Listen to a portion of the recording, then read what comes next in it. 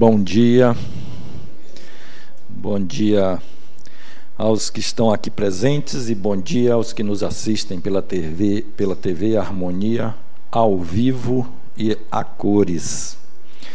Me chamo Marcos Sintra, como a Alessandra falou, e é bom uma coordenadora maravilhosa como essa, porque já nos tranquilizou, já falou de uma coisa que eu gostei muito, que é do conforto. Então, o tema de hoje, eu pretendo que traga conforto para vocês. Ou não, né, Alessandra? Ou não. Ou não. Quem sabe, né? Só quem ficar até o final que vai saber se essa aula trouxe conforto ou não, não é, Maria das Neves? Deus é um tema instigante, é um tema todo-poderoso, né? Então, e para falar sobre Deus, antes disso, importante relembrar, eu sei que a equipe já falou isso para vocês na primeira aula, mas é uma atividade interativa. Só que nós estamos aqui ao vivo com vocês e também ao vivo pela TV Harmonia. Então, qualquer contato que vocês queiram fazer, qualquer retificação do que eu trouxer, qualquer pergunta, tudo que vocês quiserem interagir conosco, comigo ou com a equipe, é preciso que vocês falem no microfone, a equipe está disponível para isso, para que quem nos assiste pela TV Harmonia também possa colher, também possa absorver o conhecimento de vocês. Combinado? Dito isso, falar sobre Deus é algo bacana, tranquilo, mas também é algo que pode mexer conosco, porque a visão espírita sobre Deus é uma visão específica, talvez diferente das que vocês conheçam.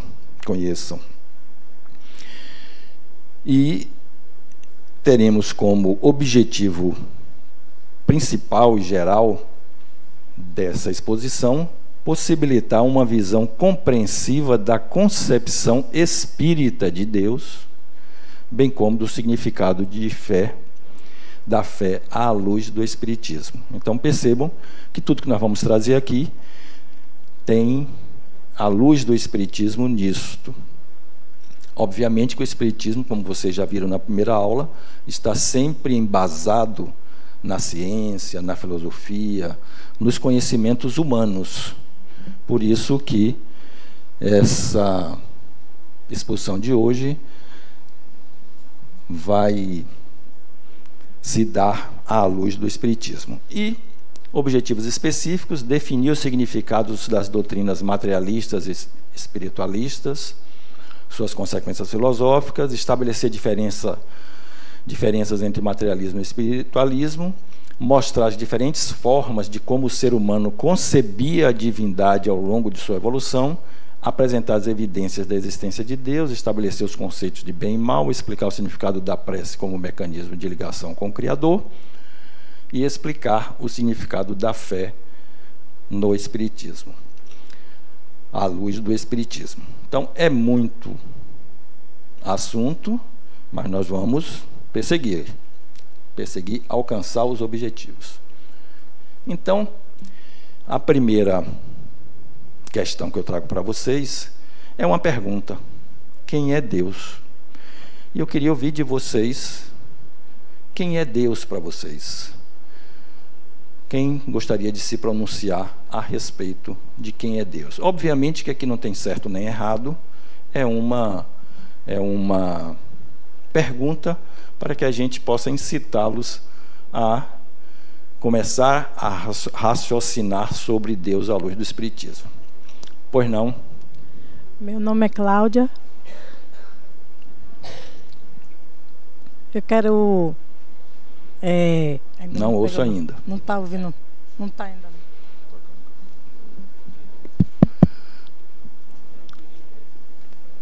Os microfones aqui, eles às vezes são influenciados por quem não quer que a coisa aconteça, mas a gente insiste. Meu nome é Cláudia e aqui dou bom dia a todos, né? Muita luz.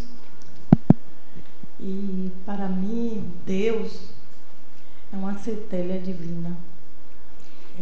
Eu escrevi meu livro, que ainda não consegui publicá-lo, mas eu acredito que tudo existe porque Deus existe.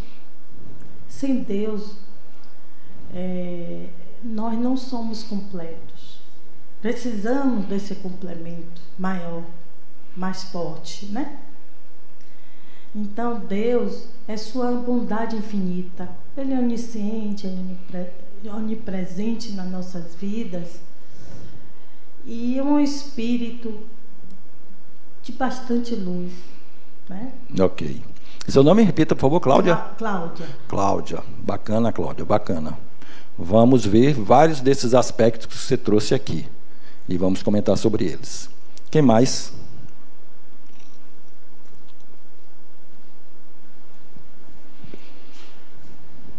Bom dia, meu nome é Kátia. Bom dia, Kátia. Eu sempre tive uma ideia de Deus assim, como um velhinho no céu, né? Que eu podia pedir qualquer coisa. Depois eu fui amadurecendo, né? E acho que também a criação que eu tive, minha família é católica. Aí eu fui vendo que, para mim, era uma coisa assim, como se fosse uma energia, uma coisa positiva. Depois também evoluí para o lado da natureza. Eu digo, pô, quem é Deus? Para mim está tudo aqui, né, na natureza e tudo. Eu acho que é por aí. Eu acho que é uma luz, eu não sei, uma energia. Repita seu nome? Kátia. Kátia. Muito bom, Kátia, muito bom. Bem-vinda ao clube. Muitos de nós seguimos esse caminho também. Eu segui esse caminho também. Nunca fiquei satisfeito com ele, mas eu segui esse caminho. Quem mais?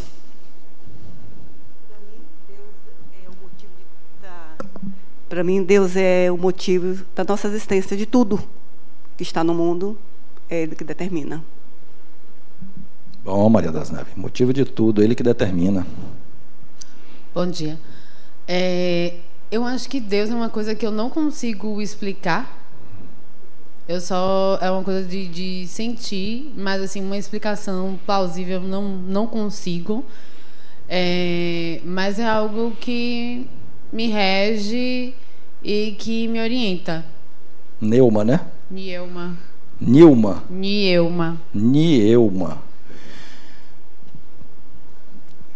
Praticamente, com esses 4 depoimentos, a gente tem a substância da exposição toda. Dá para fazer toda a exposição em cima desses 4 depoimentos, mas nós temos um 5º. Bom dia, me chamo Elisângela. Eu acho que, como o Nilma falou, Deus ele é inexplicável, né? E acho que, na minha concepção, eu sou católica também, mas não estou satisfeita, né? É algo mais. Então, assim, Deus é uma energia que rege tudo. Posso dizer que um espírito superior que ele ou nos capacita como seres humanos assim encarnados para fazer algo, e quando não é possível, ele faz coisas inexplicáveis, como o mar, né? A gente olha para o mar assim, como é que a gente pensa um mar feito? Então, assim, Deus é inexplicável. Eu espero que quando... É interessante essa questão de Deus ser inexplicável, de Deus ser inalcançável. Então, eu espero que quando terminar essa exposição de hoje, eu consiga fazer com que vocês percebam e entendam que Deus realmente é inexplicável, realmente é inalcançável. Mas a culpa não é dele.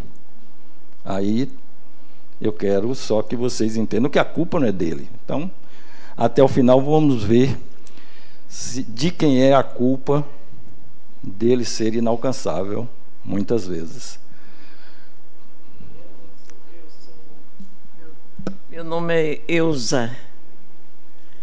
Eu sou de formação católica, depois pulei assim para o esoterismo E agora eu sinto que preciso dele. Eusa sente que precisa dele, precisa de Deus. Precisamos mesmo, Eusa, precisamos muito. Mas o primeiro ponto que eu vou trazer para vocês é: a pergunta está errada. A pergunta não pode ser essa. A pergunta não pode ser quem é Deus. Quem se refere, quem remete à pessoa. Deus não é pessoa. Então a pergunta é essa, ó. O que é Deus? Então essa é a primeira mudança importante. O que é Deus? Que eu não posso perguntar quem é. Deus é um velhinho de barba branca, cabelo branco. Deus é bom, é mau, ele pune, ele recompensa.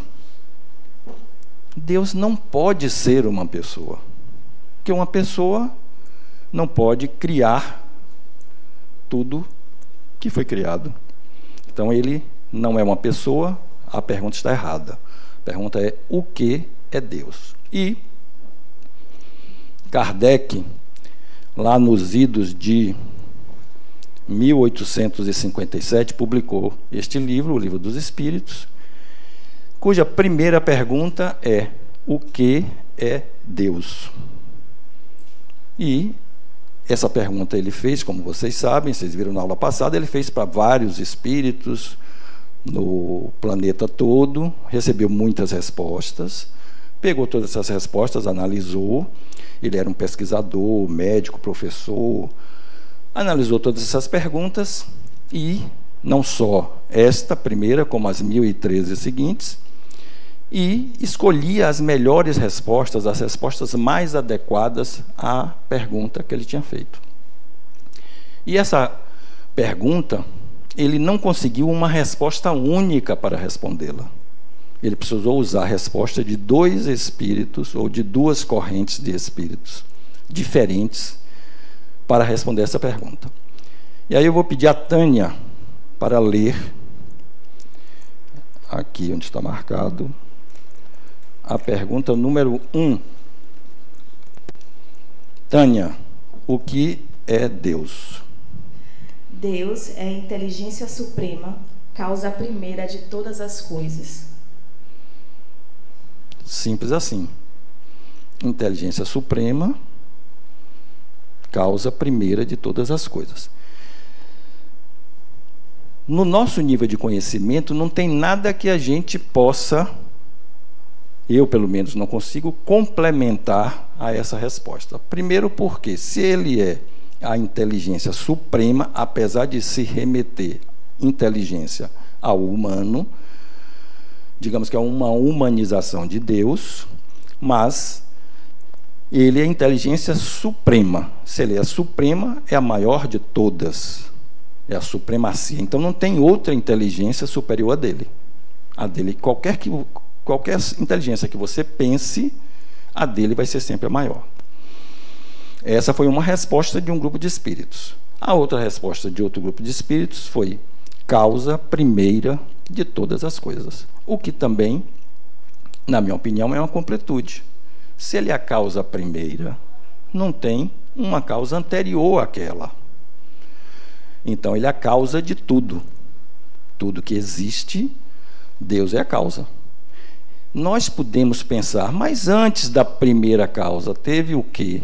Teve uma outra causa. Essa outra passa a ser a primeira. Então, para mim, a resposta é muito inteligente e muito completa. Então, primeira questão importante para a gente refletir é: Deus não é quem, é o que, é algo. E a resposta é essa, a resposta do Livro dos Espíritos. Mas como conceber Deus? Como ver Deus? Como falar com Deus? Não, a gente não consegue ter essa ligação direta. A gente não consegue ter essa ligação física, material. Então, como entender Deus? Porque a ideia aqui é tirar a crença em Deus nós não precisamos nem devemos crer em Deus. Nós precisamos entender Deus. A partir do entendimento, nós precisamos sentir Deus. E o que é sentir Deus? É sentir com o olhar, com o olfato, com o tato, com a audição.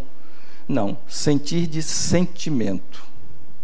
Ter o sentimento por Deus. Deus está dentro de nós. Deus está inserido em nossa personalidade, inserido em nossa mente, inserido em nós. Então, essa é a ideia. Tirar a crença. Deus não precisa que ninguém creia nele. Mas, importante para nós, humanos, é entendermos Deus. E, a partir daí, sentirmos. Mas como compreender Deus? Vamos iniciar compreendendo Deus por suas obras. E aí, a pergunta número 2, Tânia, por favor. A pergunta número 2 é: que se deve entender pelo infinito? A resposta é: o que não tem começo nem fim, o desconhecido. Tudo o que é desconhecido é infinito. Nós damos início à ideia de Deus e o medo e o pedido e o respeito e tudo mais que a gente tem sobre Deus por conta de desconhecê-lo. Então, o desconhecimento nos leva a entender que Deus é o infinito, por exemplo. Mas Deus não é o infinito. Deus é infinito, mas ele não é o infinito, porque o infinito é um atributo de Deus. E aí, acho que foi... Quem foi? Elisângela? Alguém aqui falou sobre alguns atributos de Deus. Ele é onipotente, ele é onipresente, mas Deus é amor? Não. Tudo isso são atributos de Deus. Então, o infinito, ser infinito, é um atributo dele, mas ele não é o infinito, ele é muito mais do que o infinito. Ele, entre aspas, criou o infinito. O infinito é o desconhecido. E aí, Tânia vai me falar sobre a pergunta número 3. Número 3 é: pode-se ir a dizer que Deus é o infinito? Definição incompleta.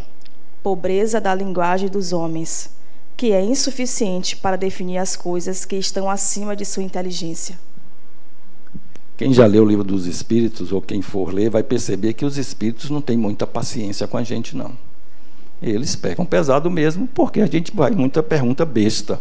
E nesse livro tem, e vou chamar de besta, mas como Kardec não está aqui, eu desrespeitando a ausência dele, mas ele fez várias perguntas que os Espíritos entenderam perguntas superficiais, e aí reclamaram disso, mas eram necessárias essas perguntas, porque o nosso nível de entendimento precisa dessas perguntas e dessas respostas. Então, o que essa pergunta 3 nos traz, que é importante a gente entender, é que a nossa linguagem é muito pobre para definir Deus. Pode ser no português, no latim, no japonês, no hebraico, qualquer que seja a língua, é muito pobre. E mais, as nossas ideias sobre Deus também são muito pobres. Nós não temos essa capacidade cognitiva de alcançar diretamente Deus. Por isso que a gente precisa de compreender as suas obras. E aí, Tânia, pergunta número 4. Onde se pode encontrar a prova da existência de Deus? Em uma axioma que aplicais às vossas ciências, não há efeito sem causa.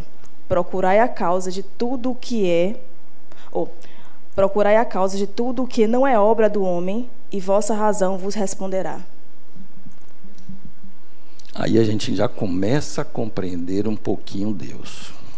Axioma é algo inquestionável, é algo que não precisa de demonstração para ser verdadeiro.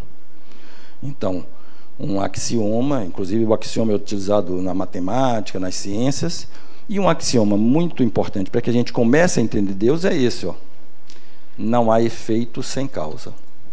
Se nós existimos, se o planeta Terra existe, se a galáxia existe, a Via Láctea existe, a Andrômeda existe, se o universo existe, tudo isso tem que ter uma causa, tem que ter um Criador.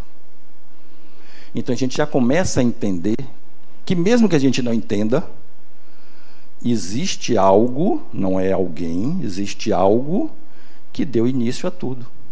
Existe algo que deu causa a tudo, que causou tudo. Então a gente já começa a entender que mesmo, repetindo, mesmo que a gente não entenda, mesmo que a gente não queira, existe uma causa. Porque existe o efeito. É um axioma. Se tem um efeito, tem uma causa. Tudo que tem um efeito, tudo que é um efeito, tem a sua causa. E aí, se não fosse assim,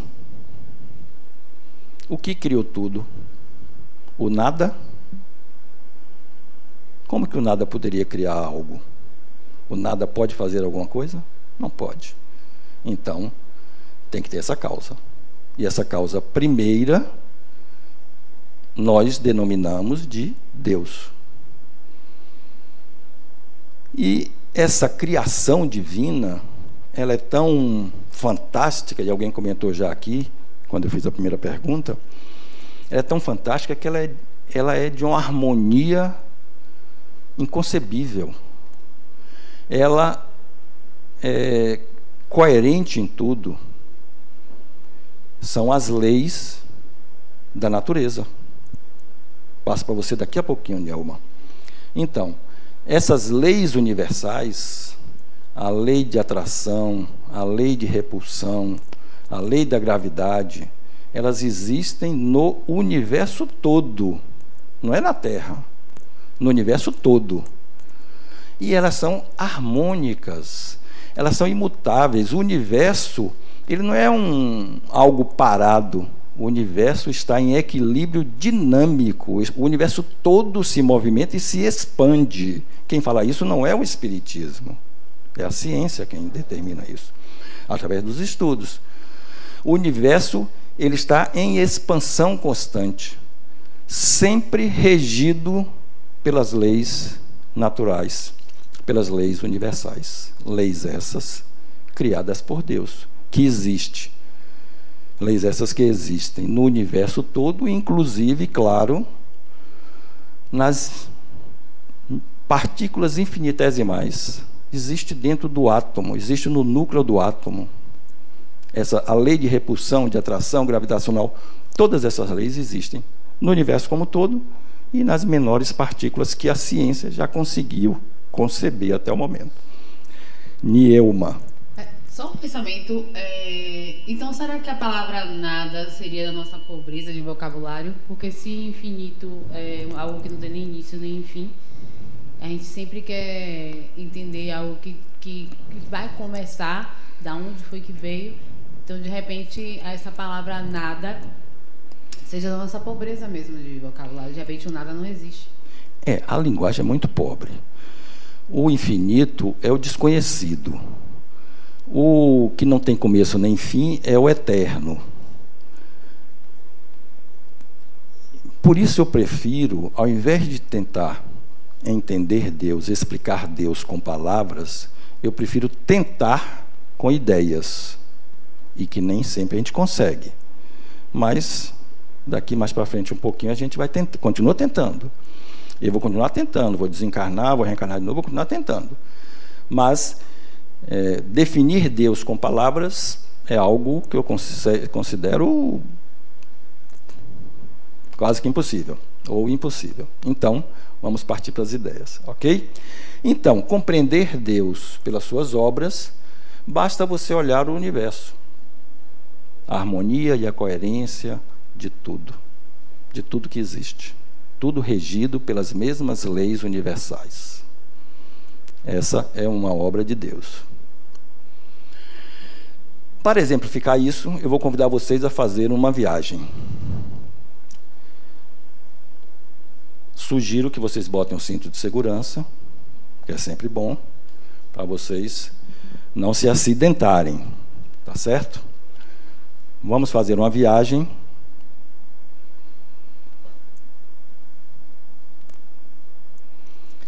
do micro ao macrocosmo.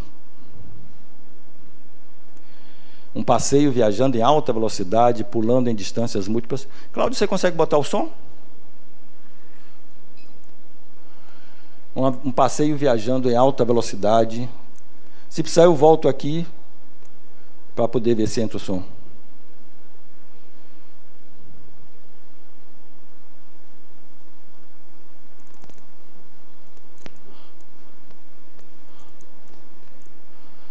Foi falha minha. Eu esqueci de pedir ao nosso sonoplasta ali para... Mas vamos seguindo aqui. Se conseguir, ótimo. Se não conseguir... Então, é uma viagem que vamos pulando em distâncias múltiplas de 10, 100, 1000, 1 milhão e tal, começando em 10 a 0, ou seja, 1 metro, aumentando em proporções múltiplas de 10, vamos viajando sucessivamente até o limite da nossa imaginação, na direção do macrocosmos, e depois voltamos em direção ao microcosmos. Observem a constância das leis no universo e reflitam sobre como o ser humano ainda tem muito que aprender. Vou repetir. Observem a constância das leis no universo e reflita sobre como o ser humano ainda tem muito que aprender. Boa viagem a todos. Com a distância de 1 metro, nós vamos olhar o ramo de uma folha com o braço esticado, ou seja, a distância de um braço esticado, 1 metro. Com 10 metros, a gente já vê a folhagem, a árvore quase toda. Com 100 metros... a gente já vê ali o quarteirão, um pedaço do lago, as edificações. Com 1000 metros, 1 quilômetro, já é possível saltar de paraquedas. Com 10 quilômetros, a gente observa os quarteirões já meio que se desaparecendo. Com 100 quilômetros, estamos a uma altura de 100 quilômetros, olhando aquele ponto lá da folha. Já podemos ver um estado como o da Flórida ou como outro qualquer. Com 1000 quilômetros de distância, a gente já está como se estivesse vendo aquele ramo de um satélite. Com 10.000 quilômetros, a gente já vê o hemisfério norte, quase que a esfera da Terra toda. Com 100.000 quilômetros, a Terra começa a ficar pequena. Com 1 milhão de quilômetros, pode ser vista a órbita da Lua. Então, afastado de 1 milhão de quilômetros, a gente já veria a órbita da Lua. Com 10 milhões de quilômetros, a gente já vê parte da órbita da Terra. Com 100 milhões de quilômetros, a gente já vê as órbitas de Vênus, Terra e Marte. Com 1 bilhão de quilômetros, a gente já vê a órbita dos outros planetas do Sistema Solar. Com 10 bilhões... Olha onde nós estamos. Para ver isso, nós temos que estar a 10 bilhões de quilômetros. Conseguimos enxergar todo o Sistema Solar e as órbitas dos planetas. Com 100 bilhões de quilômetros, o Sistema Solar começa a desaparecer no meio do universo. Com 1 trilhão de quilômetros, o Sol se torna uma pequena estrela no meio de outras milhares. Com 1 ano-luz, ou seja, com a distância que a luz percorre no tempo de 1 ano, a estrela Sol já aparece bem pequena. Com 10 anos-luz, vemos estrelas no infinito. Com 100 anos-luz, nada além de estrelas e nebulosas. Com 1000 anos-luz de distância, as estrelas parecem se fundir. Estamos ainda na Via Láctea, ainda na nossa galáxia. Ou seja, para chegar no final da galáxia, a gente precisaria viajar 1000 anos à velocidade da luz. Que Deus é esse? Continuamos nossa viagem pela Via Láctea. 100.000 anos-luz. Chegamos na periferia da Via Láctea. Ainda não saímos dela. 1 milhão de anos-luz. nessa imensa distância, podemos ver toda a Via Láctea e aí sim outras galáxias. Isso não é o Espiritismo quem traz, isso é ciência. Vamos andar mais? 10 milhões de anos-luz. As galáxias tornam-se pequenos aglomerados, imensidões de espaços vazios. Por toda parte é a mesma lei regendo todos os corpos do universo. Poderíamos continuar viajando e tal, mas iríamos continuar vendo praticamente a mesma coisa. Voltando rapidamente.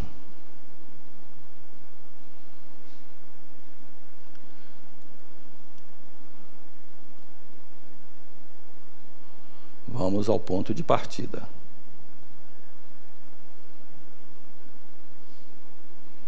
Diminuir a velocidade, já vemos a Terra de novo. Toda a epopeia humana foi vivida neste planetinha azul. 8 bilhões de habitantes convivendo, vivendo, se utilizando deste planeta Terra, a maioria sem imaginar o que existe lá no além. Voltando mais, tudo estava igual, por mais que fôssemos para cima, tudo estava igualmente regulado por leis idênticas. Planeta Terra, um cisco na imensidão. Quem somos, para onde vamos, de onde viemos, nos vem à mente, o que representamos para o universo.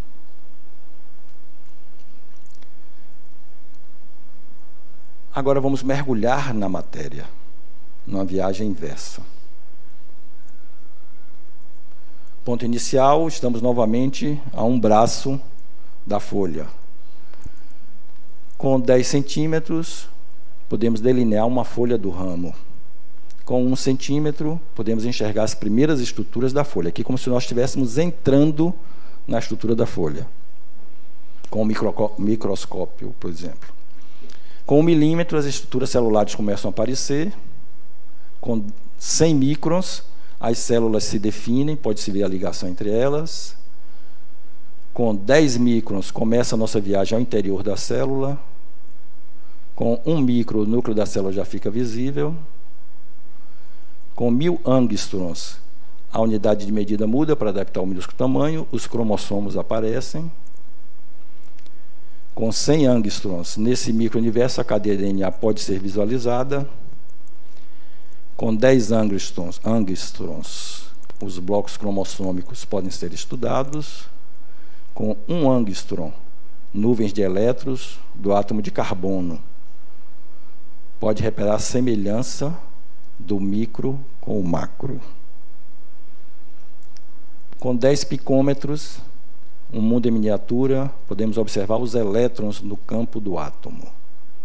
Com 1 picômetro, um imenso espaço vazio entre o núcleo e as órbitas de elétrons. Com 100 fentômetros, começamos a enxergar o núcleo do átomo. 10 fentômetros, o núcleo de um átomo de carbono. 1 fentômetro, já estamos no campo, nessa época, no campo da imaginação científica, face a face com um próton. Hoje, a física quântica já consegue avançar mais e a ciência vai avançando sempre, sempre, sempre mais. O importante é entendermos que, com 100 atômetros, já estamos analisando as partículas quark, que já são trazidas aí pela física quântica.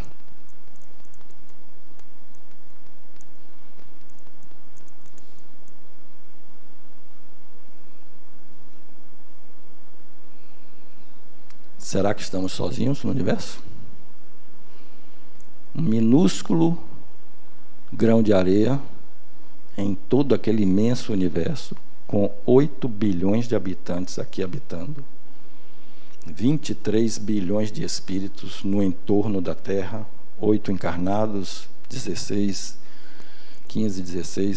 desencarnados, e ainda queremos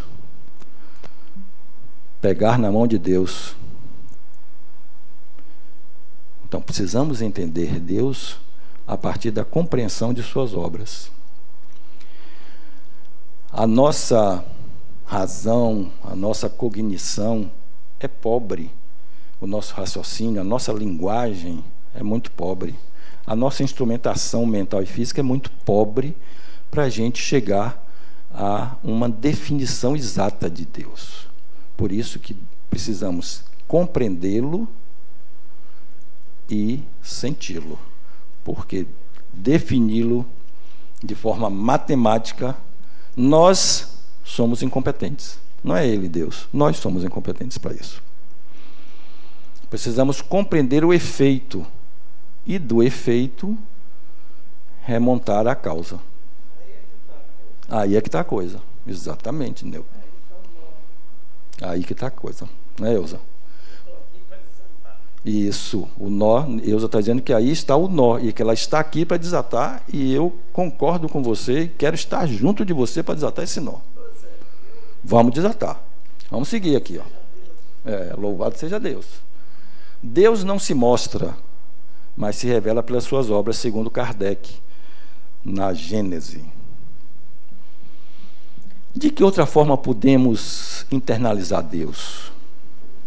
Deus é algo intuitivo, Deus é inato, Deus é arquetípico. O que é arquetípico?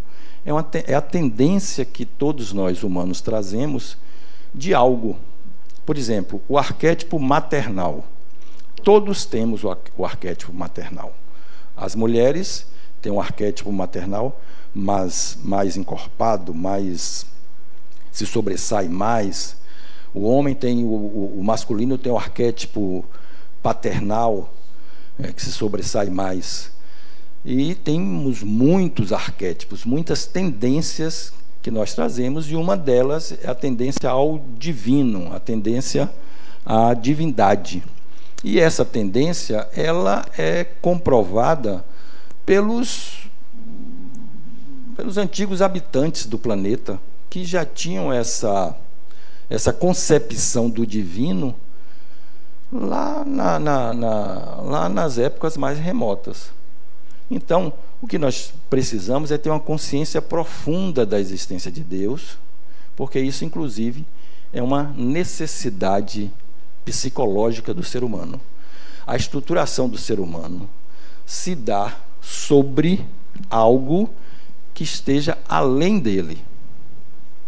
E o que está além dele para a maioria de nós? Deus. Alguns negam Deus. Alguns se denominam ateu.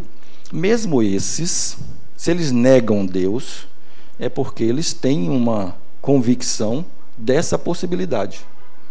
Eles não concordam que ele exista, mas eles têm essa concepção da possibilidade, senão eles não negariam. Mesmo aqueles que não consideram Deus. Ontem, na aula de ontem, teve uma senhora que disse que o filho dela, com 7 anos de idade, chegou para ela e disse que não concorda que Deus exista. E que Deus, se ele não concordar, Deus vai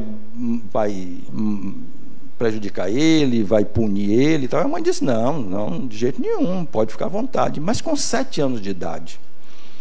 E ela trouxe isso até com uma conotação de que o ser humano não precisa se estruturar em Deus psicologicamente. E, na realidade, o que ela trouxe foi uma comprovação de que essa criança que esse espírito não tem 7 anos. Ele tem muitas outras vidas passadas que ele já traz essa concepção de lá, e não importa se a concepção dele é de crer em Deus, de achar que Deus existe ou não. O importante é que Deus está nele. Deus o alcança, Deus mexe com ele. Então, dessa forma, também existe uma estruturação. E essa estruturação é dada por isso aqui, Imago Dei, a imagem de Deus em latim. Isso é um marcador, isso é um insight que está em nossas almas. Desde os tempos remotos, nós sempre buscamos algo além de nós, que chamamos de Deus, que a maioria chama de Deus. Podia ser qualquer nome, sol, lua, mas Deus é o nome que foi adotado para esse algo transcendente. Quer a gente queira, quer não queira, nós buscamos algo além de nós. E esse algo é o Imago Dei, é a imagem de Deus. Então, isso é uma necessidade psicológica que nós precisamos para nos estruturarmos como pessoas.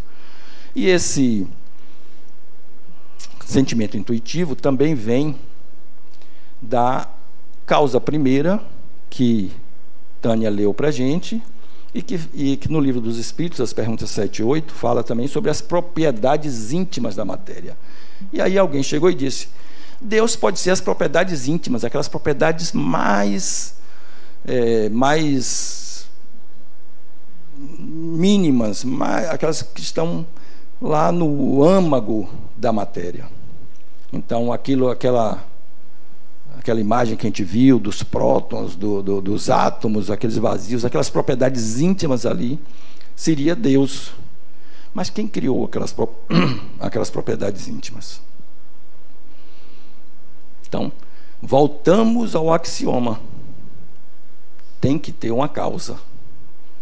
Essa causa nós estamos dando o nome de Deus. E essa inteligência suprema e causa primeira é corroborada pela ciência quando Antoine Lavoisier, que é um cientista francês, foi um cientista francês, elaborou uma tese de que na natureza nada se cria e nada se perde. Tudo se transforma. Então, o nosso corpo humano, Elza, ele morre, perde a vida, e ele se transforma em átomos. Esses átomos voltam para a Terra e esses átomos vão servir de composição, vão compor outros organismos. Então, nada se perde, mas também nada se cria. Essa criação foi feita lá, que ninguém sabe quando, por Deus. Atributos de Deus. No início aí, alguém falou sobre vários desses atributos. Então, Deus é eterno. Quem falou que era eterno? Ou não? Foi Newman que falou sobre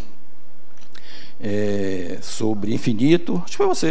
Não foi não? Bom, também não importa. Então, atributos de Deus eterno, porque não teve início, nem terá fim. Se ele tivesse tido início, teria que ter algo que o criou. Não é verdade? Se tem algo que criou Deus, Deus deixa de ser Deus e o criador dele passa a ser Deus. Então, voltamos à causa primeira.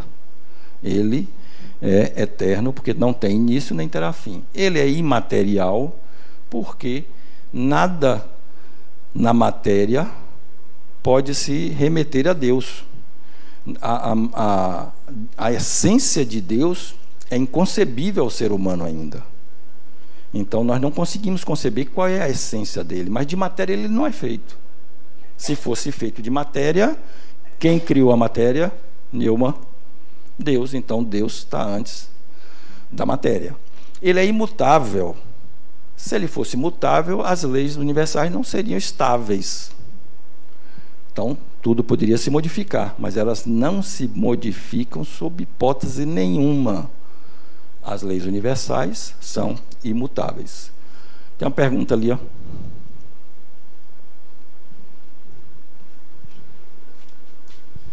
Oi, bom dia. Bom dia. Eu não sei se seria exatamente uma pergunta, mas um quesito de indagação, assim. Porque eu acho nessa parte de imutável um pouco, na minha visão, contraditória. Porque, por exemplo, se a gente for pensar no quesito da ciência, já se acreditou que era, tipo, o Sol que girava em torno da Terra. Tipo, a ciência vai evoluindo, sabe? Tipo, a Terra que gira em torno do Sol. Então, eu acho que quando o conhecimento vai evoluindo, as leis universais vão evoluindo e o nosso conceito de Deus vai evoluindo também. Eu não sei se é um conceito imutável, digamos assim, ele, sabe? Vocês já assistiram essa aula, não já? Não. Vocês estão sabendo muito. Seu nome? Ana Carolina. Ana Karina? Carolina. Ana? Carolina. Carolina. Então, Ana Carolina, o que mudou? A visão do homem. Muito bem. O que mudou foi a visão do homem, foi a ciência. A ciência vai avançando, a ciência vai modificando os seus conceitos, inclusive sobre Deus. Então, as leis continuam imutáveis, o Sol continua do jeito que ele sempre foi, a Lua do jeito que ela sempre foi, girando em torno da Terra, e a Terra girando sobre o seu eixo, e a ciência, a partir do aumento da sua capacidade, ela vai modificando os conceitos. Então, a ciência é sempre dinâmica, e o Espiritismo, consequentemente, também é sempre dinâmico, porque ele segue sempre o que a ciência nos traz. Então, Deus é imutável. Mas gostei muito do que você trouxe sobre a evolução da nossa ideia sobre Deus, que a gente vai falar também. Deus também é único. Por que ele é único? Porque não podem ter dois. Não é que eu queira, não. Diga, Érica. Bom dia. Bom dia. A gente está falando aqui de Deus, Deus, Deus. Aí eu sempre gostei de pensar assim, e antes disso, e antes disso, e antes disso, desde pequenininha. E quem trouxe o questionamento da existência de Deus? Muito bem. O Imago Dei. O imprint...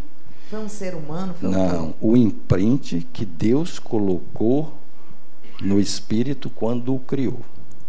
A marca divina, Deus colocou no Espírito quando o criou. Então, nós estamos todo o tempo em busca de Deus, Tânia. Todo o tempo.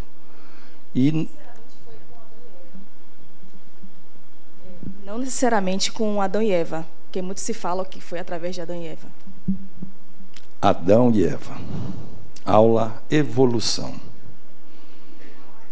Aula 4. Na aula 4, você questione o expositor sobre Adão e Eva. Diga, Ilza. A minha ignorância. Você não ignora a minha ignorância. Mas a fé, onde entra em tudo isso aí? E povo ligeiro. Eu vou falar sobre fé depois, Ilza. Depois, viu? Mas não é a sua ignorância, não. É a nossa ignorância. Nós não queremos entender que somos ignorantes para querer caracterizar Deus com uma palavra. Não queremos entender isso. Então, nós temos que entender Deus. Não tem como não... Quem sabe quantas células existem no corpo humano? Quem sabe? Hein? Mais de 3 trilhões. Nielma é exagerada, né? 3 trilhões de células num corpo desse pequenininho? Hein? Tem bastante, não sei se é 3 ou se é 1, mas é nesse nível aí. Você é exagerado assim sempre ou só com as células? É? São 20 trilhões de células que o corpo humano tem. E todas elas, Neuma, todas existindo harmoniosamente uma com as outras. Todas com uma função. Todas fazendo a sua função em função da outra. Desculpe aí a repetição. Então, são 20 trilhões de células nesse corpício aqui, e todas têm uma função. Aí você pega e vai para um passarinho. Tem coração, tem pulmão, canta, tem voz, tem ouvido, tem...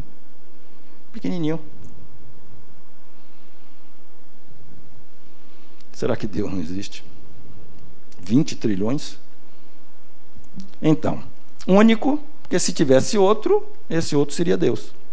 Se tiver dois, ou um criou o outro, e o que criou o outro é Deus, ou um outro criou os dois, esse outro é Deus. Então é único.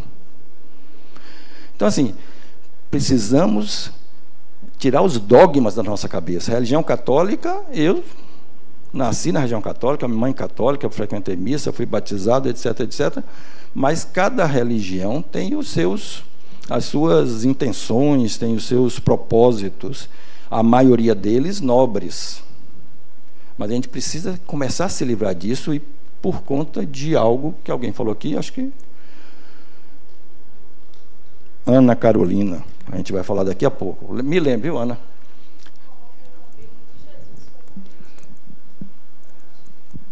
Se coloca-se muito Jesus como Deus, e parece que pela visão espírita não é bem assim. Aí eu queria que você falasse um pouquinho. E povo adiantado. Vou falar. Só porque você pediu, vou falar. Ele é onipotente, porque se ele criou tudo, ele tem o poder sobre tudo. Então ele é onipotente. Ele é onipresente, porque se ele criou tudo, ele está presente em tudo. Mas Deus não é o tudo. Deus não é o todo. Deus não é o amor. Deus não é tudo que existe.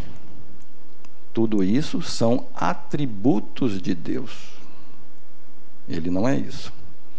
A natureza inteira está mergulhada no fluido divino. Kardec nos trouxe na Gênese. Panteísmo, filosofia, uma teoria, uma doutrina que traz a ideia de que tudo e todos compõem um Deus abrangente. Está na pergunta 14 também. Tudo e todos compõem um Deus abrangente. Aí a gente está voltando à questão do efeito e não da causa. Tudo e todos é o efeito. Então, tudo e todos, que é o efeito, não pode compor a causa. Então, não tem sentido o panteísmo. Não tem sentido dizer, todos nós vamos voltar ao todo, Deus é o todo. Não tem sentido, porque nós estamos colocando o efeito antes da causa.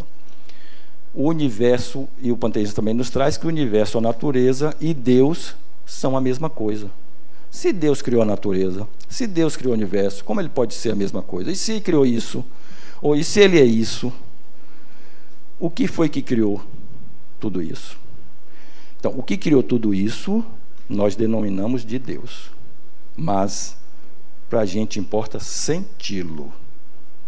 Presta atenção nisso. Então, se Deus fosse o universo e a natureza, o engenheiro seria a máquina que ele criou. O pintor seria o quadro que ele pintou. Não, o pintor pintou o quadro, ele não é o quadro. Ele pode ter colocado ali todo o sentimento dele, toda a técnica e tudo mais, mas ele não é o quadro. As obras de Deus não são o próprio Deus. Kardec trouxe no Livro dos Espíritos. Aqui um detalhe, uma frase que eu considero fantástica.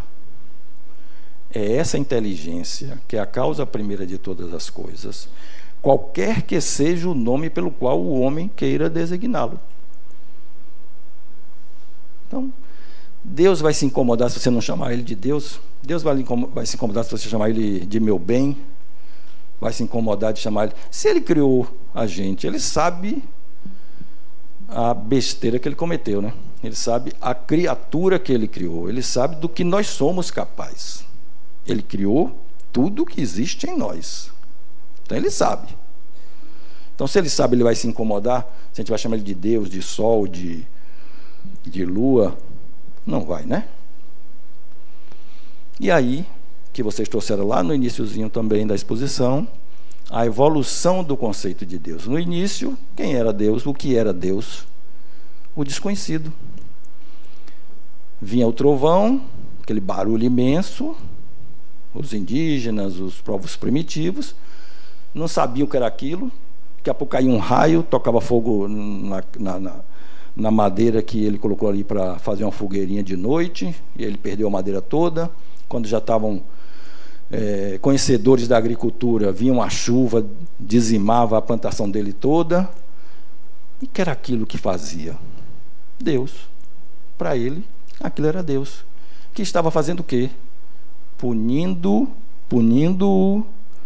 pelo mal que ele acha que cometeu, ou recompensando quando a chuva era da quantidade certinha e tudo florescia e ele podia comer bastante. Então, ele entendia que aquilo era Deus. Só que veio a ciência, começou a explicar o que é o trovão, o que é o terremoto, o que é um tsunami. Isso não é castigo de Deus. Deus criou tudo isso e disse, ó, criaturinha, vá lá, cuide do planetinha e se cuide também, porque tudo isso você vai ter lá. E o homem começa, o ser humano começa não, já de muito tempo, através da ciência, ele busca não dominar a natureza, que ele não vai conseguir nunca, mas compensar os efeitos da natureza para o bem dele. Então, se tem um rio que enche muito, o ser humano foi e construiu uma barragem. E aí esse rio deixou de inundar os lugares que ele plantava e ainda fornece água para ele irrigar. Então, Deus deu a inteligência ao homem. Ele faz com ela o que ele bem quiser. Aí seguiu e a ciência trouxe a ideia de que esses fenômenos são da natureza, são das leis universal. O ser humano terminou abandonando a ideia de que Deus são os fenômenos da natureza, passou a idolatrar pedra, totens, passou a criar imagens para chamar de seu Deus, para ter aquela idolatria e aquela representatividade de Deus. Depois veio a ideia de vários deuses, que criou a mitologia, que deu origem à mitologia. Mas vários deuses é inconcebível. Se tem vários deuses, o que foi que criou cada um deles? O único, né? O onipresente, o onipotente. E aí, com Moisés, 5.000 anos atrás, veio a ideia do Deus punitivo. Por que um Deus punitivo? Porque naquela época o ser humano precisava de freio, precisava de imposição, de disciplina. Então, meteu-se medo ao ser humano com Deus.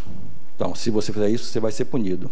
Se você fizer isso, você vai ser castigado. Se você fizer aquilo, você vai sofrer. Deus não faz ninguém sofrer. Deus não pune ninguém. Quem é que pune a gente? A gente mesmo, né? Quem pune a gente é a nossa consciência. Não é isso, Deusa? Quem pune nós é a nossa consciência. Aqui, a voz da experiência falando. Então, Deus não pune ninguém. Deus vai estar preocupado com Marcos aqui no planetinha Terra, com aquele a 10 trilhões de anos-luz de distância. Vai estar preocupado que eu fiz o mal ali a alguém? Ele botou a ferramenta de, entre aspas, punição, de responsabilização em mim. Diga, Nilma. Quando você fala das ideias, né, primeiras sobre Deus, isso remete então ao nosso costume humano de ter controle, porque se eu não tenho um controle sobre o raio, se eu não tenho um controle sobre o trovão, se eu tenho que arranjar uma explicação disso para eu ter o controle. No momento que a ciência passa a explicar, então eu crio estratégias para, de uma certa forma, ter o controle e me antecipar aquela situação. Entende? Entendo, Nilma, mas eu acho que não é bem controle a palavra. A palavra, eu acho que é o desconhecido. Ele não sabe o que é, e aí chama de Deus. Hoje a gente não sabe o que é um bocado de coisa. Aí está vendo a física quântica, que está assombrando, está vendo a inteligência artificial, que está assombrando. Tudo criação de Deus, que a cada tempo, que a seu tempo, o ser humano vai utilizar para o que ele chama de bem ou para a falta do bem. Porque o mal não existe. E a gente vai ver mais na frente. Então, veio Deus Criador, aquele que cria tudo e qualquer coisa. Veio Deus Pai, que é o protetor, aquele que acolhe, que protege. Ah, Deus, pelo amor de Deus, né? Deus, pelo amor de Deus, é bacana. Ah, Deus, pelo amor de Deus, me proteja, não deixe que eu seja assaltado. Ô, criatura, feche a porta do carro, tranque a casa. Deus vai estar preocupado se eu vou ser assaltado ou não? Se eu mesmo não tenho responsabilidade comigo, ele vai ficar lá de cima olhando, fazendo assim. Não aprendeu nada, né? Deus arquiteto, que é devia ser Deus engenheiro, que é o construtor de tudo, né? Aí vem o Cristo, quem perguntou sobre Cristo? Tânia, a moça de Adão e Eva. Cristo e outros mestres, Tânia. Espíritos iguais a nós. Cristo não é Deus, nem nunca foi, nem nunca será. Deus criou Cristo assim como criou todos nós. Só que Jesus, que Cristo é uma denominação de Jesus. Jesus foi o Espírito mais evoluído que já esteve no planeta Terra. Ele veio com um imenso propósito, que é o propósito de modificar os espíritos habitantes do planeta com isso aqui, ó. Amor. Primeiro veio Moisés com o Deus punitivo. Faça, senão vou dar na sua cabeça. Jesus já veio diferente, já veio trazer o amor. Faça com amor, que você vai receber amor de volta. Não tem por que punir. A punição é intrínseca a nós. Então, Deus nem vai punir, nem vai recompensar. A recompensa somos nós que vamos ter com nós mesmos. A felicidade que vamos ter de ter feito algo pelo outro. Não é isso, Elza? Fazer algo pelo outro nos deixa feliz, né? Nos deixa satisfeito. Então, é Deus que está me recompensando? Não é. A recompensa está dentro de mim, que Ele criou assim. O Deus de barba, velhinho, é um culto ao próprio homem.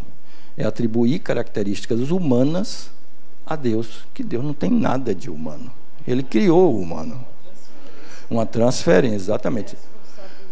De responsabilidade. Você é psicóloga, Ilza? Você é psicóloga? Não. Pois é, psicólogo que gosta desse termo.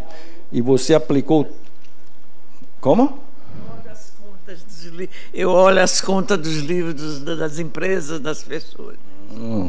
Muito bem. Você é perigosa. Olha as contas assim, né? Pegar os errados, hein, Ilza? Então, o homem, o ser humano, ele insiste em atribuir características humanas a Deus. Então, gente, vamos sair dessa. Isso é passado. Deus não é humano, não pode ser. Não é que não seja, não pode. Um mínimozinho de raciocínio vai nos levar a entender que Deus não é humano. Deus protetor adora a bajulação de suas criaturas. Tem sentido? Um universo desse tamanho, Deus querer eu me ajoelhar ali, Deus, obrigado, Senhor. Isso é ruim, é errado? Não, porque isso é uma conexão humana com o divino. A gente vai falar um pouquinho mais sobre isso. Não tem nada de errado nisso. É o entendimento. Eu vou orar? Vou. Eu faço oração? Faço. Por que isso é importante? Porque eu preciso me conectar ao divino. E eu me conecto, entre outras coisas, com a oração. É importantíssimo para mim. Mas Deus não está preocupado se eu vou estar agradecendo a Ele, se eu vou estar bajulando Ele, se eu vou estar reclamando dEle. Ele não está preocupado com isso. Ele me criou, sabe o que Ele fez. E o... Não é válido, a gratidão não vale a pena. Na fé, não está dentro da fé, não. Completamente. O que eu quero dizer é que a gratidão parte da gente. Mas se eu não agradecer a Deus, Ele não vai me punir por isso. Não vai. Eu sou muito pequenininho para Ele. achar que eu tenho que fazer assim, se eu não fizer, ele pau na minha moleira, entendeu? Então, a gratidão... Exatamente, exatamente. É esse tipo de Deus aqui, ó. Ó, Deus Pai. E ele não é pai. Meu pai eu conheço. Deus não é meu pai. Ele me criou, ele criou o Espírito, né? E o futuro é esse aqui, ó. Cada um com o seu Deus, cada um com a sua com a concepção do seu Deus. E Deus não vai se aborrecer com isso, tenho certeza, garanto, assino. E Eusa, que responsável pelas contas, pode trazer o contrato que eu assino. Deus não vai se aborrecer quando você conceber o seu Deus particular. E no ciclo 10 da ULI, no ciclo 9 fala sobre religião pessoal, e no ciclo 10, é isso, Alessandra? 10? Não?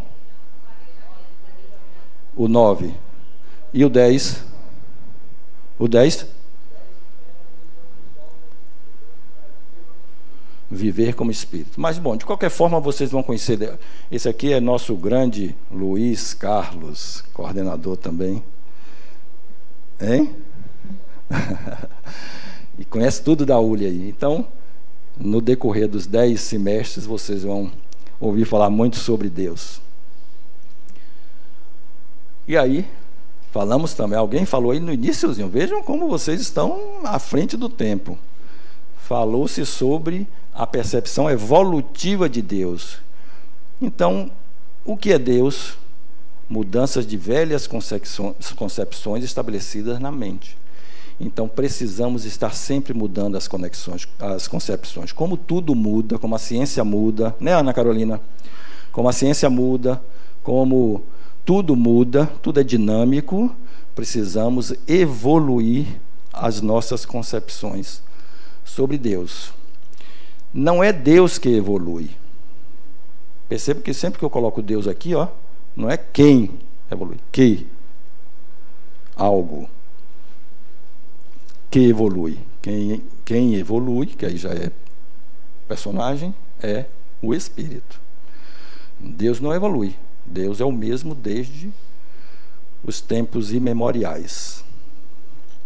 A ideia que dele se faz, a ideia que de Deus se faz, deve ser mutável.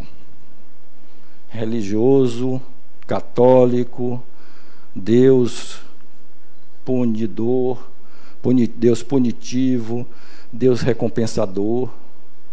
Hoje, precisamos mudando a concepção de Deus, acompanhando o desenvolvimento psicológico e emocional da pessoa humana. Isso que nos traz Adenauer Novaes no livro O Voo do Espírito. Quanto mais evoluído o espírito, melhor ele compreende Deus.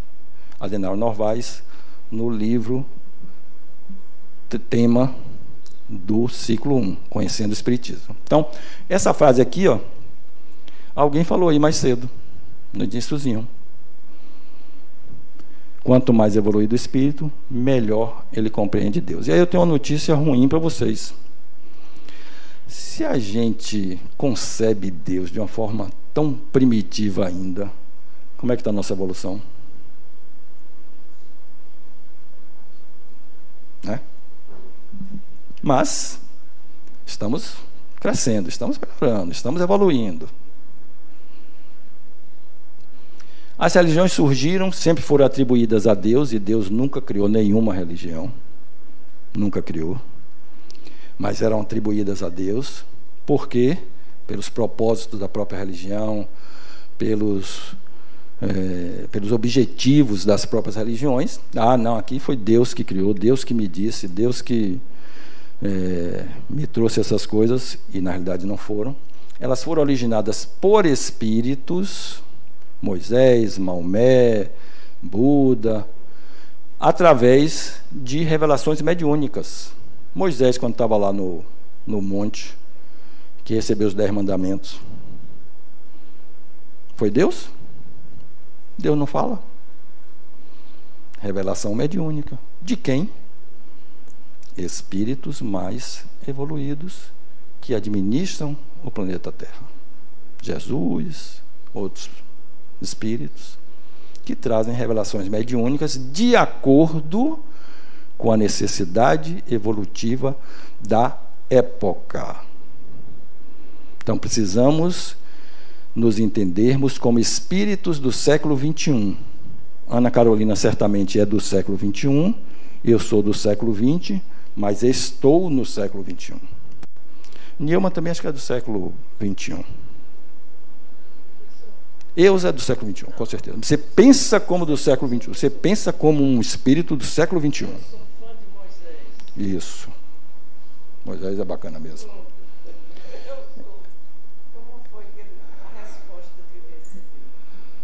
Aí você vai me contar isso depois, só eu e você ali, tá?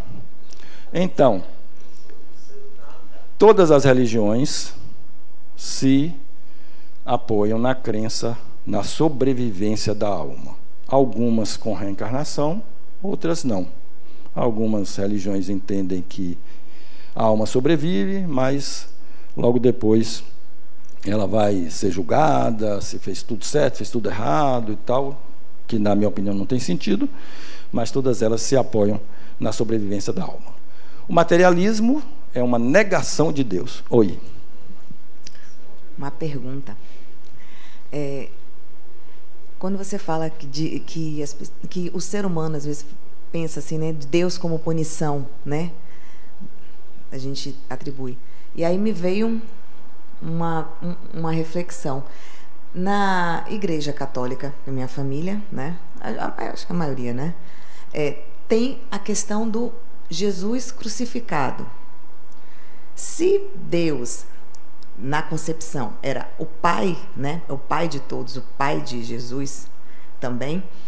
E por que a gente olhar para Jesus somente naquele momento de dor, né, de crucifixo? Então Deus puniu. Então, se Deus puniu Jesus, Jesus, que era o ser que era puro amor, foi punido, todo mundo fica com medo de fazer algo. Então, assim, a concepção que vinha de Deus, assim, de eu tenho que fazer isso para não, senão eu vou ser punida. Porque se Deus puniu o filho que era puro amor, imagine eu, que não sou nem um terço do que, né?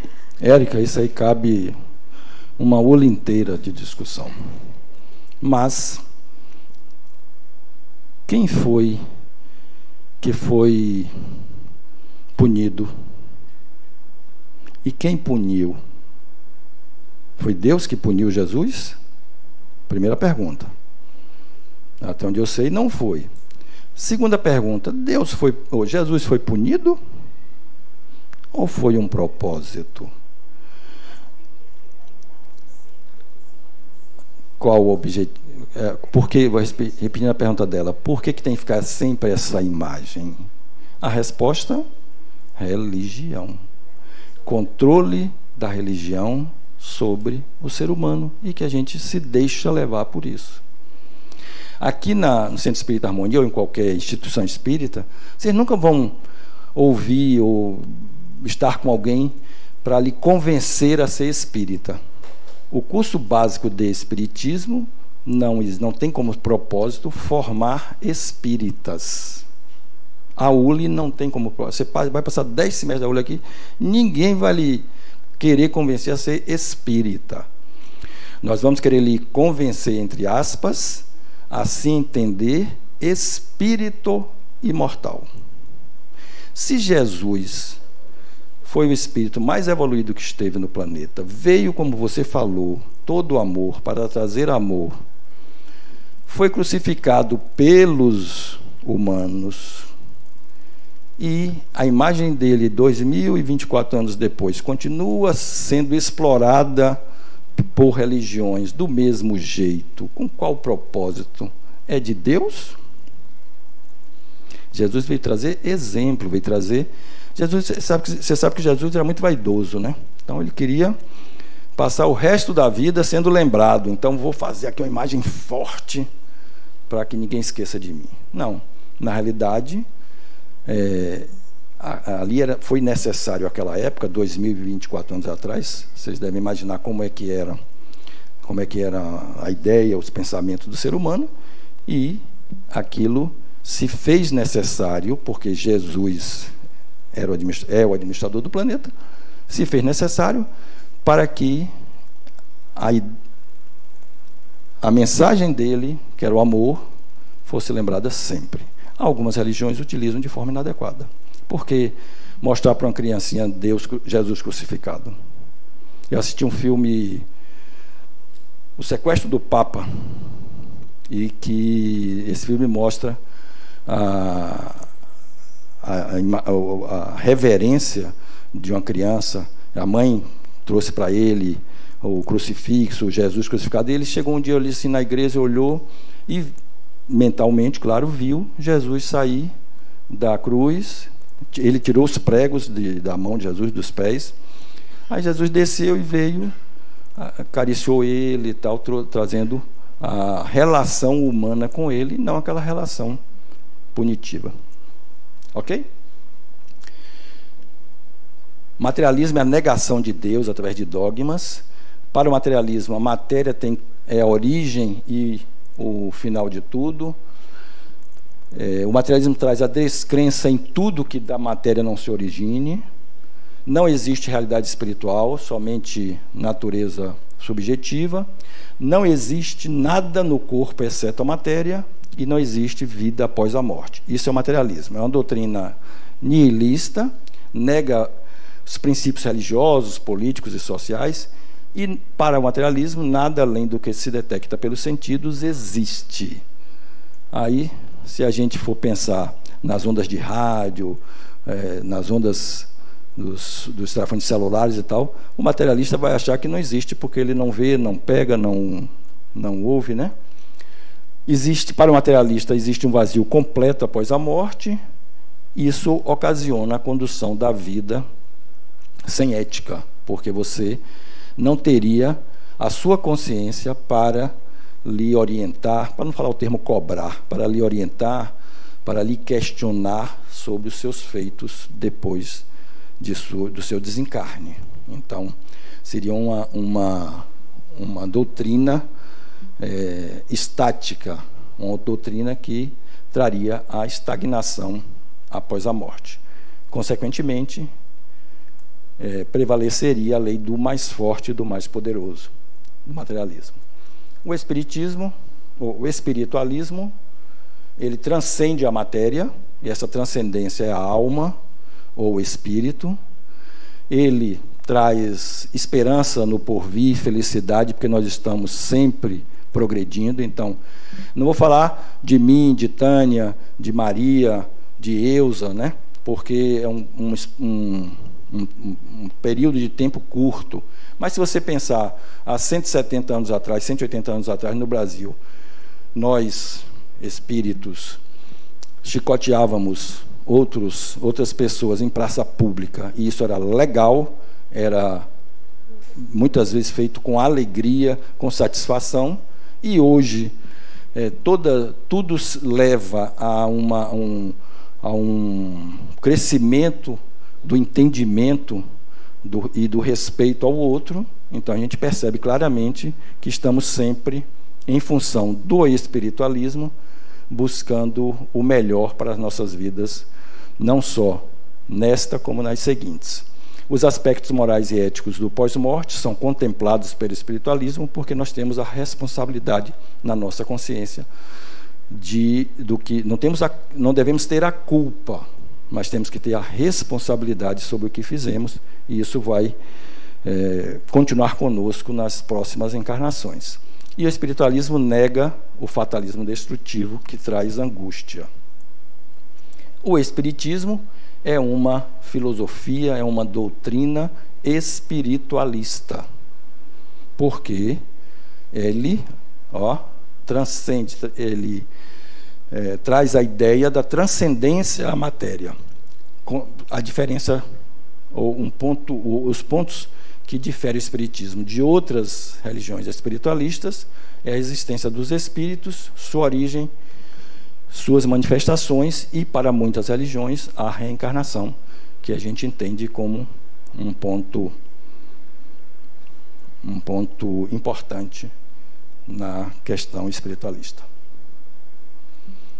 Bem e mal, aquilo que nós começamos a falar aqui há pouco. O mal, a pergunta seria: se o mal existe, Deus criou o mal? Como é que Deus criaria o mal, né? Então, na realidade, o mal é uma percepção que se tem quando há a inexistência do bem. Então, não existe, o mal é uma concepção da nossa personalidade. O que existe é a inexistência. O mal é representado pela inexistência do bem. Do mesmo jeito que a escuridão e o frio não existem. A escuridão é simplesmente a falta de luz. E o frio é a inexistência do calor. Tanto que a própria ciência traz como temperatura limítrofe, o que ela chama de zero absoluto, é o 0 grau Kelvin, que é inalcançável pela natureza. O zero grau Kelvin equivale a menos 273 graus centígrados, ou seja, 273 graus centígrados abaixo de zero, seria o zero absoluto. Então, ali é o zero. Dali para frente é calor.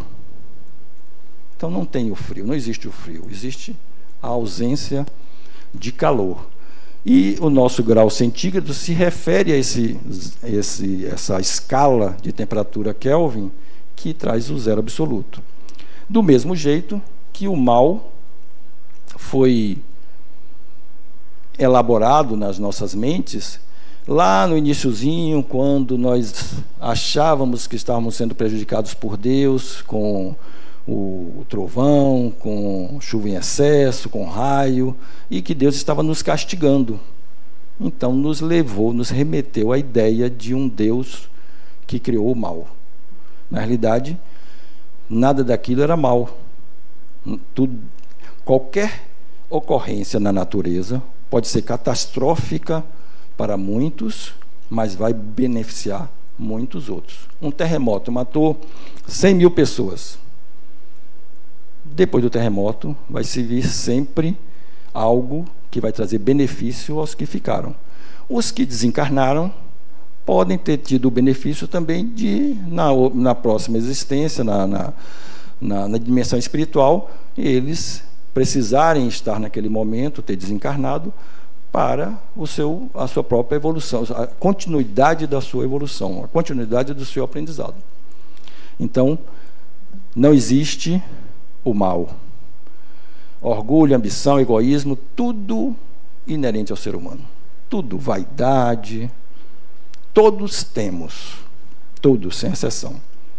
Usamos com mais ênfase ou com menos ênfase, a depender dos nossos objetivos, a depender dos nossos anseios, a depender da nossa ignorância, mas todos temos. E tudo isso aqui é um desconhecimento das leis de Deus e muitas vezes da imortalidade do espírito, que nós estamos trabalhando para que vocês, ao final do ciclo 1 e ao final do ciclo 10 da ULI, já se entendam como espíritos imortais. E o mal, o chamado mal, é relativo no tempo e no espaço. Matar é eticamente inadequado, mas moralmente, em determinada época, não só era permitido, como era motivo de orgulho. Os duelos, por exemplo. Se alguém me ofendia, eu chamava para o duelo, se eu matasse, eu era herói. Então, o que se entende como mal, ele é relativo tanto no tempo como no espaço. Chicotear seres humanos em praça pública, mesma coisa. O que precisamos evitar, a crença em Deus em função de recompensas, castigos e punições. Deus não recompensa ninguém, não pune ninguém e não castiga ninguém. Nem pensem que acontece porque Ele não faz. Tudo isso é constituição nossa. Prece oração, necessidade do ser humano de se conectar com o divino. Muitos precisam, outros não. Sempre é bom. A prece, a oração, nada mais é, nada menos é do que emanações fluídicas. Então, se eu faço uma oração para alguém na Austrália, essa pessoa recebe as minhas orações lá. Se ela vai absorvê-las ou não, não é uma questão minha, é uma questão dela. Se eu, do mesmo jeito, se eu emanar um desejo cruel para alguém, essa pessoa recebe esse desejo lá, mas se ela vai permitir, se ela vai absorver, é uma questão dela, não é minha. Eu não consigo, não só não consigo levar o que eu tenho de melhor, os meus melhores fluidos para alguém, como também não consigo levar os meus piores, desde que a pessoa não os queira receber. Então, a própria ciência já fez pesquisas que demonstram o valor da oração na cura, o valor da oração na tranquilização, o valor da oração contra agressões psíquicas. Então, isso é constatado pela ciência. E muito bom que a gente pratique. Mas que a gente pratique entendendo que ali é uma emanação nossa, ela é magnética, é fluídica, e que vai trazer muitas benesses, não só para a gente, como para aqueles para quem a gente ora. E a fé, chegamos à fé. A fé também é muito bem-vinda, desde que não seja dogmática. A fé precisa ser raciocinada. A fé precisa ser entendida. Ela deve ser emotiva, sim, mas ela precisa ser praticada, utilizada com discernimento. E ela tem que ser lógica. Não podemos usar a fé de forma ou de acordo com a nossa ignorância. Vou dizer ignorância científica, porque a fé, ela precisa ser embasada em algo. E esse embasamento, ele é necessário um raciocínio sobre ela. A fé em Deus precisa que ela seja embasada numa compreensão lógica de Deus. Aquilo que eu venho trazendo aqui desde o início da exposição. Ela tem... É preciso que a gente entenda Deus. É preciso que a gente, a partir do entendimento, a gente passe a sentir Deus e volta a falar. Não é com os 5 sentidos. É o sentimento de Deus em nós. E, unindo a fé e a oração, a gente, entra em contato com Deus. Qual é o Deus? O seu. Deus não vai se aborrecer se você não quiser o Deus católico, se não quiser o Deus espírita, se não quiser o Deus budista. Escolha o seu Deus. Se conecte com Ele. Internalize o seu Deus. Entenda que você é um ser humano e que não existe nenhum, a não ser Luiz Carlos, mas não existe outro ser humano que não erre. Nenhum de nós podemos dizer que não cometemos erro. Basta vocês pensarem um minutinho. Vou fazer uma pergunta para vocês. Quem é a pessoa? Vocês não precisam responder, pelo amor de Deus. Quem é a pessoa que vocês mais confiam na vida? Pensem. Vou dar 5 milionésimos de segundo para vocês pensarem. Pensaram, né? Essa pessoa que vocês mais confiam é você mesma. É você mesmo. E só você sabe do que você é capaz. Só você sabe do que você é capaz de pensar. o que foi que ele criou assim? Deus. Você não se transformou nisso. Deus lhe criou assim e disse: siga o seu caminho. O caminho aqui é esse, ó. Siga o seu caminho em busca do amor, em busca do bem coletivo.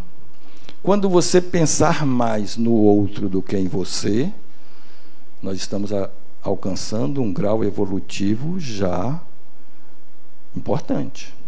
Mas enquanto nós pensarmos mais na gente do que no outro, Deus vai ficar só lá de cima, se é que ele está lá em cima, fazendo muxoxo, pensando: Marcos não tem jeito. Aí Marcos encarna, desencarna, aí se questiona, vê um monte de besteira que fez, e aí vai mudando, vai crescendo.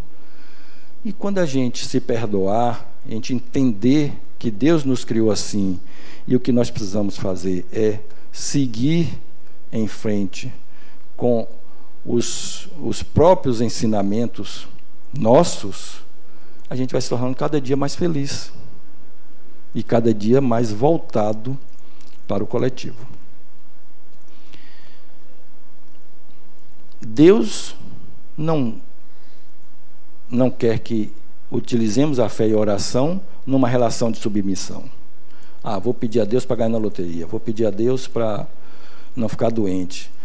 Isso é um processo. Você ficar doente, doença grave, doença leve, desencarnou, você continua. E ao desencarnar não muda quase nada. Perde esse corpo pesado assim, recebe um corpo muito parecido, semelhante, mais leve, menos denso, vai continuar com as mesmas questões e vai crescendo, aprendendo, evoluindo. Deus criou assim, e é assim que é. Agora, use a fé e a oração para uma relação de identidade com os objetivos divinos, em busca do que muitos chamam de perfeição, mas em busca do bem maior, que é o bem coletivo. Essas são as funções da fé e da oração. Muitos de nós precisamos nos conectarmos com o divino através de altares, oferendas, sacrifícios, tudo válido, desde que a gente entenda Eusa é fantástica, desde que entenda o processo. Nós não dependemos de uma oferenda, nós não dependemos de um texto, nós não dependemos de um santo, de uma imagem. Só dependemos de nós, em busca de fazer o bem que esteja ao alcance de cada um. Agora, não deixe de fazer o que está ao seu alcance. Não deixe de fazer. Porque Deus vai lhe punir? Não. Porque você vai se questionar. Você vai se responsabilizar. E não pense que não vai, porque vai. Vai mesmo. Finalidade: consciência em paz. A nossa concepção de Deus influencia a nossa organização psíquica. Quem tem na mente o Deus punitivo vai trabalhar com culpa, com punição, por qualquer transgressão. Quem não transgride? Aí vai me culpar e vou sofrer por causa da culpa. Quem lida com Deus generoso vai estar sempre lidando com soluções mágicas, sonhador, salvação sempre externa. Quem lida com Deus Pai vai estar sempre dependente, vai estar sempre carente, vai sempre se comportar como vítima. Isso é a concepção que fazemos de Deus, que nos traz psiquicamente essas questões. Quem tem o Deus rígido vai seguir regras absolutas, inflexível, porque senão Deus vai punir. E quem tem Deus amor, somente amor, vai viver num mundo mítico e vai, pouca capacidade para os embates da vida. Isso está no livro Voo do Espírito, de Adenauer Novaes. E tem várias outras importantes vocês conhecerem. Deus não existe? Porque não o vemos? Porque não o ouvimos? Porque não o pegamos? Ou será porque não o sentimos?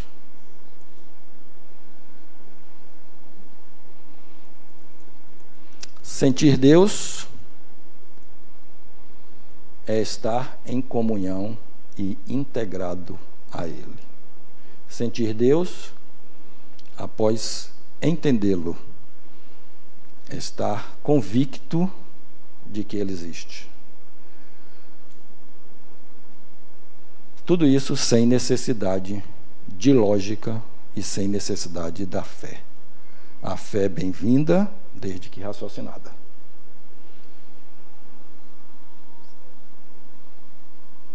O que Deus de fato é, não pertence à razão humana. Adenauer Novaes. A natureza de Deus é inacessível ao humano. Adenauer Novaes, Pragmatismo Espiritual.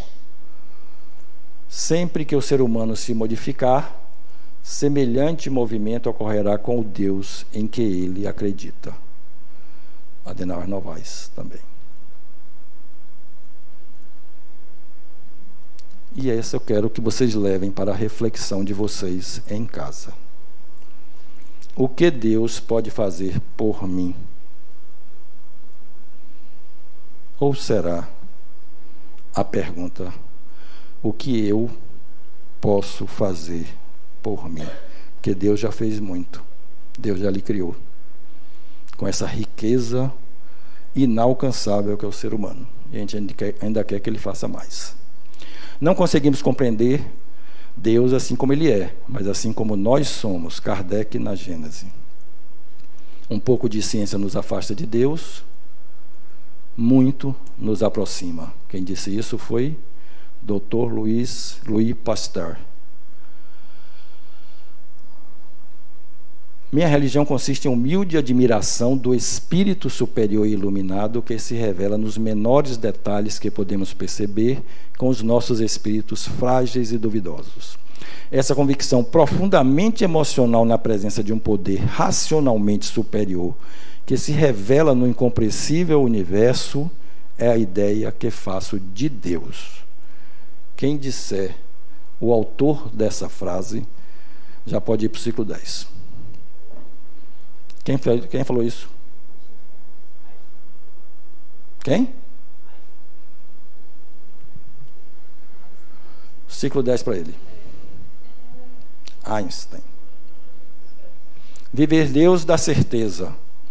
Sofrer Deus dá angústia.